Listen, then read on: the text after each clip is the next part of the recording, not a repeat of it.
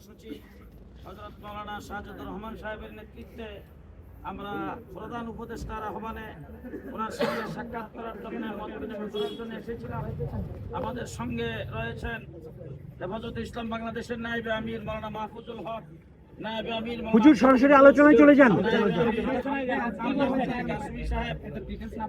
হুজুর সরাসরি আলোচনায় চলে যান। বর্তমান পরিস্থিতি সম্পর্কে আপনারা সকলেই জানেন। দিবালোকের ন্যায় আদালত পাড়ায় একজন আইনজীবীকে হত্যা করা হয়েছে।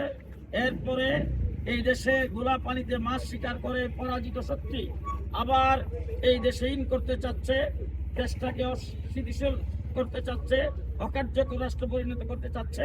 অন্তর্বর্তীকালীন সরকার যাতে রাষ্ট্র পরিচালনা করতে ব্যর্থ হয় সেই ব্যবস্থা করতে চাচ্ছে। এই পরাজিত শক্তির বিরুদ্ধে আমরা সবাই ঐক্যবদ্ধ থাকবো, দল মত নির্বিশেষে। আমরা সেই কথাটা সেখানে বলেছি। অন্যান্য ধর্মাবলম্বী যারা ছিল তারা সেখানে স্বীকার করেছেন তারা কোনো বৈষম্যের শিকার নয়, তাদের উপর কোনো প্রকার আক্রমণ হচ্ছে না, তারা কোনো প্রকারের ভয়ভীতিতেও নাই। আমাদের পক্ষ থেকে আমাদের মহাসচিব হযরত মাওলানা শাহজাদুর রহমান সাহেব এখন আপনাদের সামনে কথা বলবেন।